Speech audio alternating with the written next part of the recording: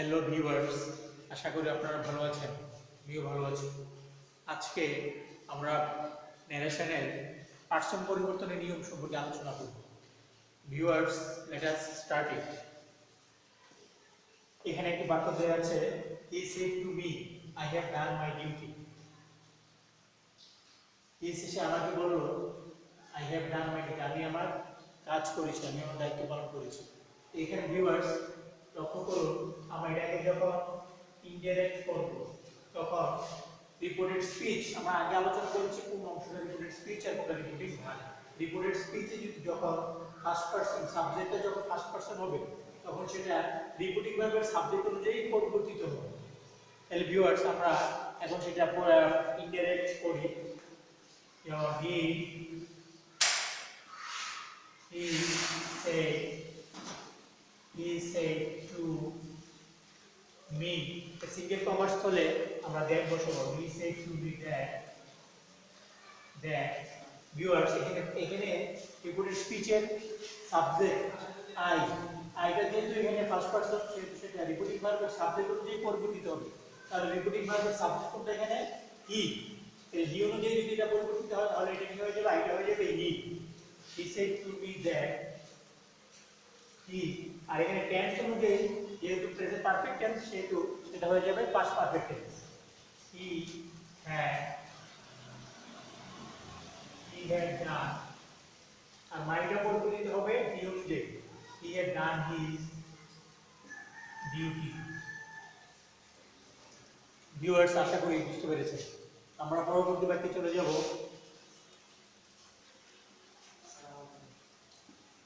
he said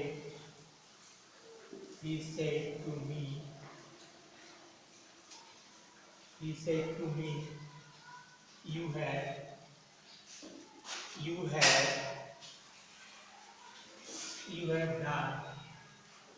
you have done your duty। Viewers, লক্ষ্য করুন এখানে reporting verb he said to me আর reported speech হচ্ছে you have done your duty. তাহলে আমরা জানি রিপোর্টেড স্পিচের সাবজেক্ট যদি সেকেন্ড পারসন হয় তাহলে সেটা রিপোর্টিং ভার্বের অবজেক্ট অনুযায়ী পরিবর্তিত হবে। ভিউয়ার্স, এটা মনোযোগ দিয়ে দেখো। আমরা রিপোর্টেড স্পিচের সাবজেক্ট হলো এখানে ইউ, তাহলে ইউটা এখানে সেকেন্ড পারসন, তাই রিপোর্টিং ভার্বের অবজেক্ট অনুযায়ী সেটা পরিবর্তিত হবে। রিপোর্টিং ভার্বের অবজেক্ট হচ্ছে এখানে মি। তাহলে এখানে ইনডাইরেক্ট আমরা করব he said to me, আর সিঙ্গেল কমার্স করলে দ্যাট বলবে, এটা যদি আমরা নিয়মে দ্যাট, তাহলে ইউটা পরিবর্তিত হবে কি অনুযায়ী? মি অনুযায়ী। তাহলে ইউটা হয়ে যাবে আই, দ্যাট আই, আর যেহেতু প্রেজেন্ট পারফেক্ট টেন্স সেটা এটা পাস্ট পারফেক্ট টেন্স হয়ে যাবে। দ্যাট I had done, আর ইউটা আই অনুযায়ী পরিবর্তিত হবে। I had done my duty। Viewers, আশা করি বুঝতে পেরেছেন। ভিউয়ার্স, আমরা এখানে একটি বিষয় আলোচনা করি, যেখানে আমরা ডাইরেক্ট ন্যারেশন যখন মাস্ট থাকে, তাহলে এটা যখন মাস্ট থাকে তাহলে মাস্ট কি হয়ে যাবে? মাস্টটা হ্যাড টু তে পরিণত হয়ে যাবে। এবার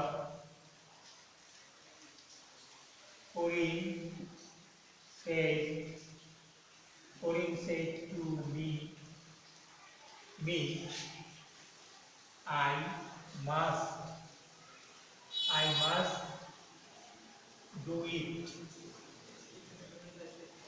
ভিউয়ার্স, লক্ষ্য করুন এখানে ডাইরেক্টে Corinne said to me, আমাকে বলল I must do it, আমি অবশ্যই এটা করব।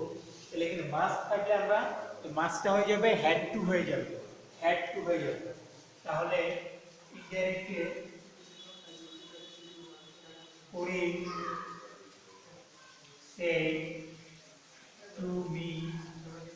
said to me, single commerce হলে আমরা দ্যাট বসাবো। That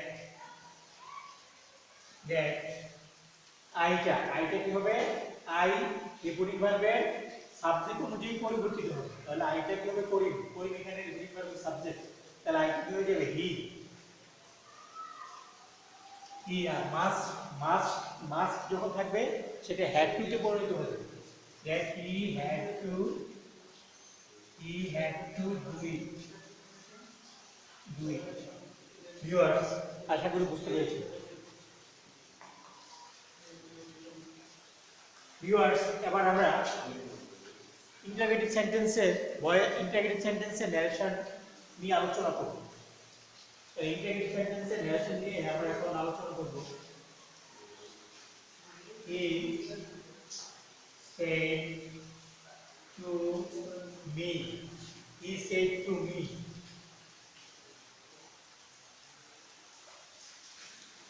will you go to school?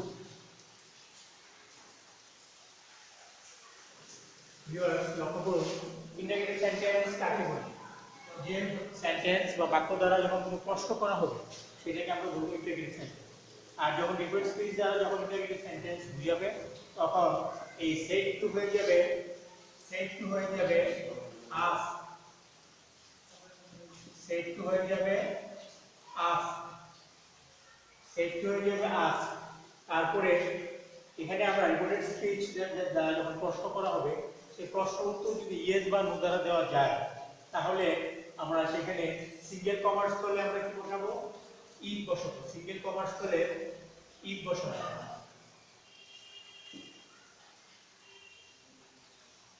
Single commerce করলে আমরা ইফ বসাবো।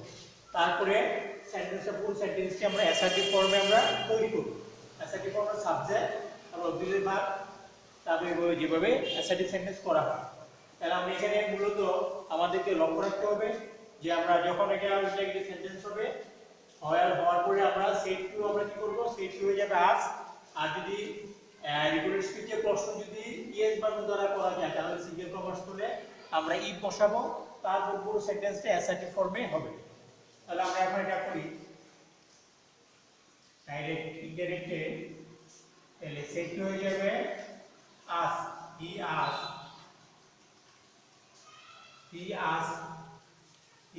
asked me।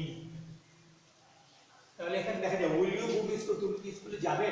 তাহলে আমরা হ্যাঁ বা না দ্বারা আনসার করতে পারবো। সেহেতু আমরা এখানে সিঙ্গেল কমার্স ইফ বসাবো। হি asked me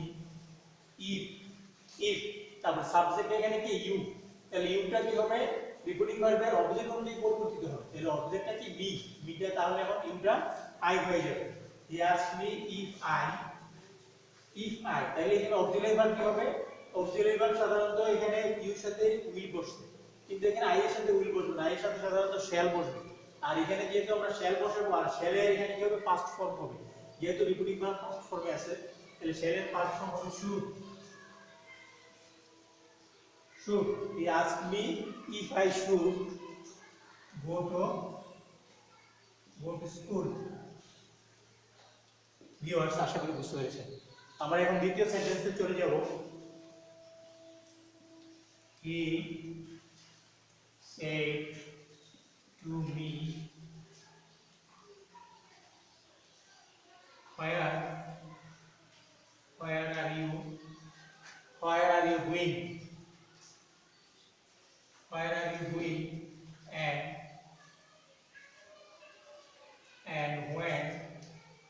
And when will you return?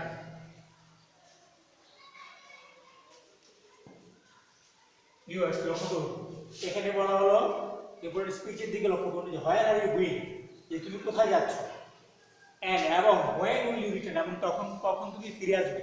তো এখানে আমরা কি বুঝাই? এখানে হোয়ার আর ইউ গোইং, তুমি কোথায় যাচ্ছ। এখন যদি আমরা ইয়েস বা নো বলি তাহলে কি আনসার হবে?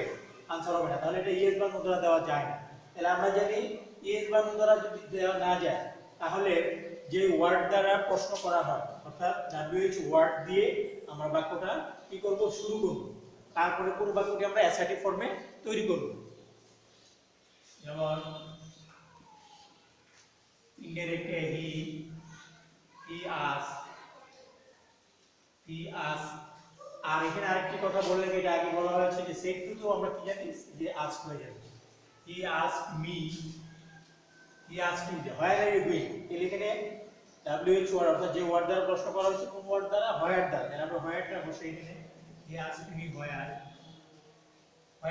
তারপরে আমরা সাবজেক্ট নিয়ে আসি অর্থাৎ অ্যাসার্টিভ ফর্মে আমরা বাক্য তৈরি করব তাহলে হোয়ার ইউ তাহলে ইউটা পরিবর্তিত হবে কি অনুযায়ী রিপিটিং ভার্বের অবজেক্ট অনুযায়ী অবজেক্টটা কি আছে মি তাহলে ইউটা হয়ে যাবে I he ask me where I তাহলে সেটা রিপিটিং ভার্ব যেহেতু পাস্ট টেন্স রিপিটেড স্পিচ অনুরূপ পাস্ট টেন্স এর অনুরূপ এটা প্রেজেন্ট কন্টিনিউয়াস তাহলে এটা হয়ে যাবে past continuous where I was going and viewers লক্ষ্য করুন এখানে আরেকটা বাক্য এখানে এন্ড দ্বারা যুক্ত আছে when will you return তাহলে এই বাক্যটা যে কখন তুমি ফিরে আসবে এই প্রশ্নের আনসার আমরা ইয়েস বা নো দ্বারা করতে পারি না সেহেতু আমরা কি করব যে ওয়ার্ড দ্বারা প্রশ্নটা শুরু হয়েছে সেই ওয়ার্ড দিয়ে আমরা বাক্য তৈরি করব তাহলে কোন ওয়ার্ড দিয়ে শুরু হয়েছে এখানে when দিয়ে and when সাবজেক্ট কোনটা ইউ ডট ইউ মি অনুযায়ী পরিবর্তিত হবে when I এর সাথে এখানে অক্সিলারি ভার্ব কি হবে ইউর সাথে উইল বসেছে কিন্তু আই এর সাথে সাধারণত আমরা শেল বসাই তাই শেল বসালে এখানে শেলের পাস্ট ফর্ম হয়ে যাবে কি শুড when I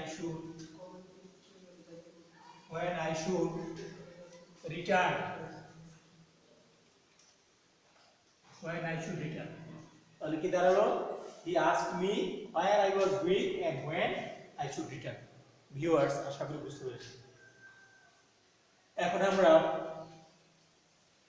ইম্পারেটিভ সেন্টেন্সের ন্যারেশন নিয়ে আলোচনা করব ভিউয়ার্স ইম্পারেটিভ সেন্টেন্স সম্পর্কে আমাদের পূর্ব জ্ঞান অবশ্যই আমাদের আছে ইম্পারেটিভ সেন্টেন্স কোনটি এই বাক্য দ্বারা আদেশ উপদেশ অনুরোধ বোঝানো হয় এটা হচ্ছে ইম্পারেটিভ সেন্টেন্স যেমন এখন আমাদের কিছু কথা বলে নেওয়া উচিত যে আদেশ উপদেশ যখন বিপরীত ভার্ব দ্বারা কি বোঝাবে আদেশ প্রথমত আমরা যখন অনুরোধ বুঝাবে তখন হয়ে যাবে রিকোয়েস্ট তারপর আদেশ যখন বুঝাবে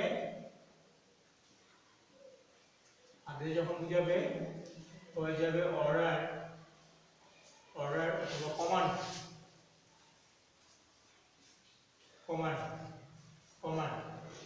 আর যখন উপদেশ বুঝাবে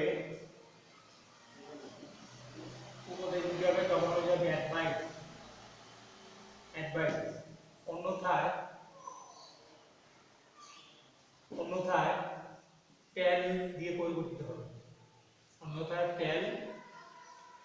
দিয়ে পরিবর্তিত হবে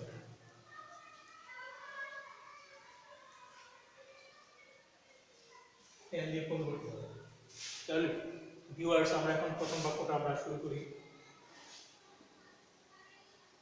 he said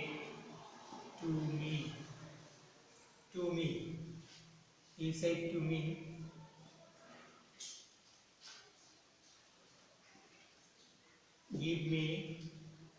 give me a glass of water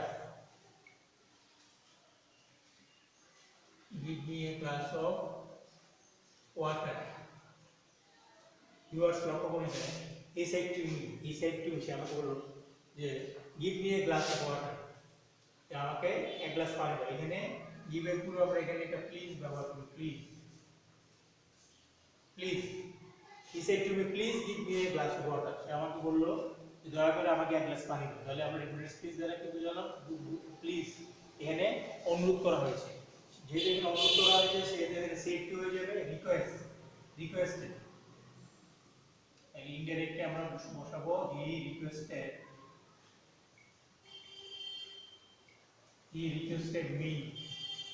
he requested me তাহলে এখানে ইম্পারেটিভ সেন্টেন্সে ইনভার্টেড কমাস স্থলে আমরা কি বসাবো টু বসাবো he requested me to give আর মিটা পরিবর্তিত হবে কি যেহেতু সেটা ফার্স্ট পারসন কিন্তু রিপিটিং ভার্বের সাবজেক্ট অনুযায়ী পরিবর্তিত হবে he requested me to give him a to give him a glass of water. To give him a glass of water. And viewers, আশা করি বুঝতে পেরেছেন। তারপর আমরা দ্বিতীয় বাক্যে চলে যাই। The teacher said to the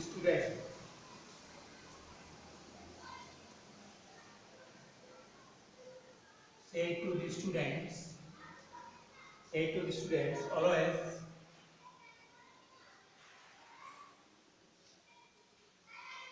always speak the truth. Always speak the truth.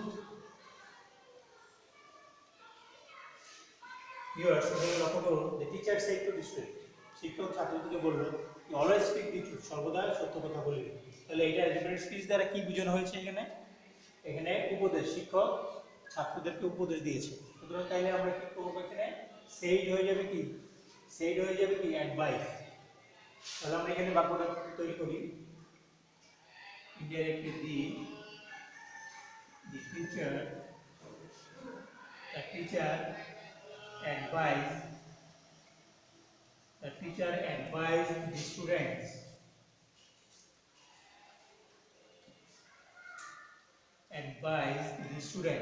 তাহলে আমরা রিপোর্টেড স্পিচে ইনভার্টেড কমার্স হলে আমরা কি করব? সিঙ্গেল কমার্স হলে টু বসাবো। The teacher advised the students to speak the truth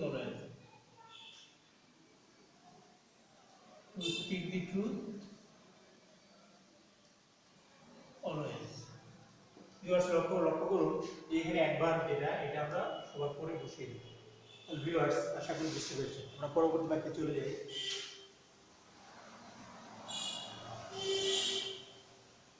The officer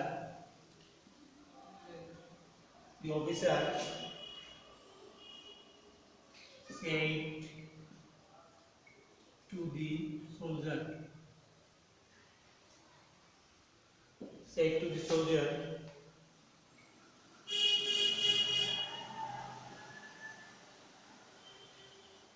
fire on.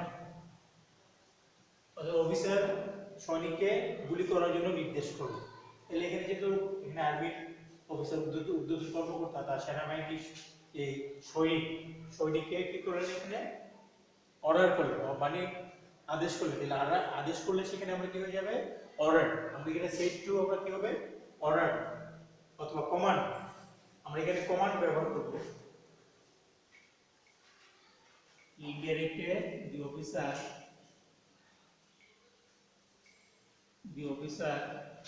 commanded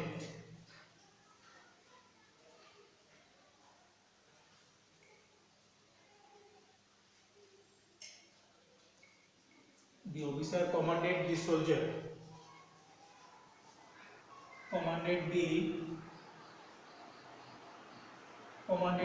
তাহলে আমরা এটা ইনভার্টেড কমার্স চলে আমরা কি বসাবো? টু বসাবো।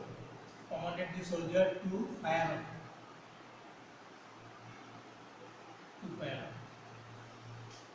ভিউয়ার্স আশা করি বুঝতে পেরেছি। আমরা আজকের মতো এখানে বিদায় নিচ্ছি। সবাই ভালো থাকুন, সুস্থ থাকুন। Thank you for watching the video. পরবর্তীতে নেক্সট ভিডিও নিয়ে ইনশাআল্লাহ হাজির হব।